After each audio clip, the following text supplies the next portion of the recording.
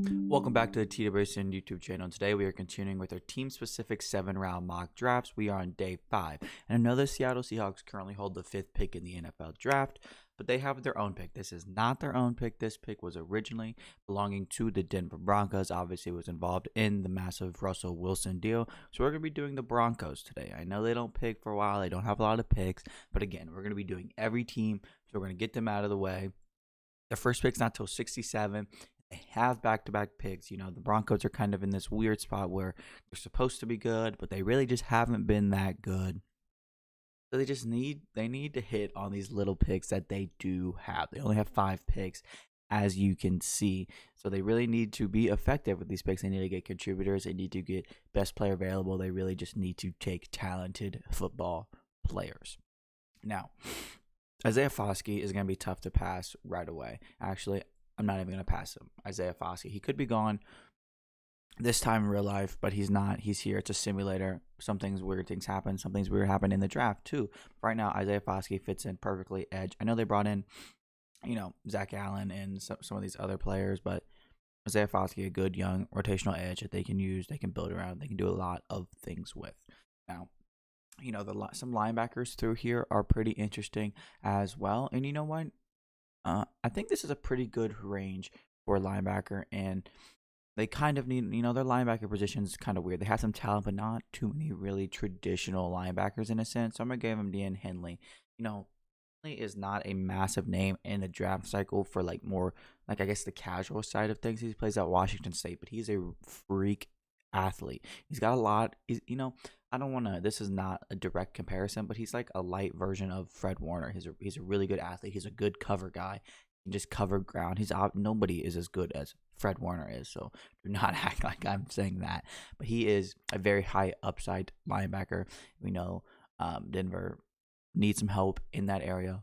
So they take 2 positions of need and some high upside guys with Foskey and Henley with their first 2 back-to-back picks, coincidentally enough. Now, we're going to open it back up and look at everything. I know the needs here say they need some offensive line help, and they've just, spent a lot of money on the offensive line. Doesn't mean they can't take it by any means, but I think, I guess in this range, 108, it's not a bad selection by any means. It's really not, so they could go that direction. They've been shopping a lot of their receivers too, so maybe there's a receiver they like here. Champagne loves his tight ends and people that do a lot of things. Maybe there's somebody in here that they really like as well. Some offensive linemen are really kind of interesting to me down here. I know I just kind of almost talked myself out of it, but I'm looking at it and it's kind of, they might be the best players available. I would consider double dipping at edge with Andre Carter up top. Let's just go ahead and do that. I talked about the Broncos needing to draft the best players available, and I cannot do that after I just said it. I know double dipping an edge might not be something that they necessarily do, but best player available, they have limited picks. They need talent on that roster, and you can't necessarily just draft for need when you're in the position the Broncos are in with limited picks. You really have to hit on all picks possible. And I think Andre Carter just happens to be that. Obviously in hindsight, maybe you don't draft Foskey knowing Carter's fault, but you don't ever know that in the draft. With these last 2 positions, I will probably try to address one on the offensive line and one, maybe in the interior offensive line. Let's go Emmy Ekiyor Jr. from Alabama. He's just been a versatile monster for Alabama. He's played in a lot of different positions, in the interior, some outside, just really versatile offensive lineman. And again, these are the positions where anybody can take an offensive lineman when they have that versatility, when they have some upside, and then they can fill a role, and he can do that to a T. Just gives you a little bit to work with. I don't think shouldn't be coming in day one starter necessarily. The Broncos have spent money on the offensive line, so you can probably sit, learn a little bit, and just continue to develop.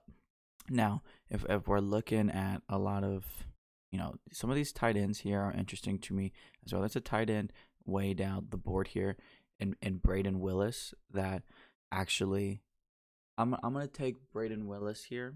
Broncos fans, hear me out. This is a little bit of a. You can see it's a D. You can see it's a little different of a pick.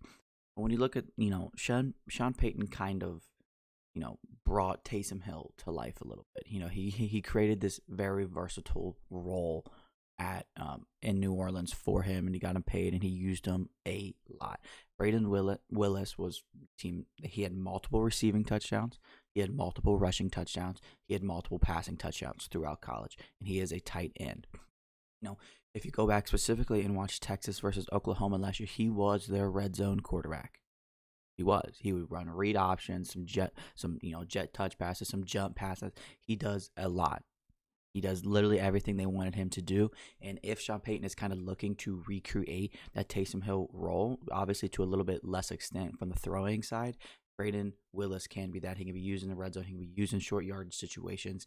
He can kind of be that creative Swiss Army knife that Sean Payton created in Taysom Hill. Obviously, they're different in their ways, but they have a lot of similarities. You can use them in a lot of similar ways as well. But again, the Broncos do not have a lot of picks to work with, so it was really BPA, BPA, BPA, BPA until that kind of Taysom Hill role presented itself here with Braden Willis. This is a pretty ideal draft for the Broncos BPA wise. Maybe some needs would be like to be addressed a little bit more, but this is a very good group of talented players. When you have a little amount of picks like they do, you need to draft the best players possible. And I think the Broncos did just that. And that wraps up our Broncos team-specific 7-round mock draft. Even though they did not have all of their picks, still had to knock them out of the way. But make sure you're following along on all TWSN social media so you do not miss out on your team-specific 7-round mock draft. And I'm looking forward to seeing you guys here again on the channel soon.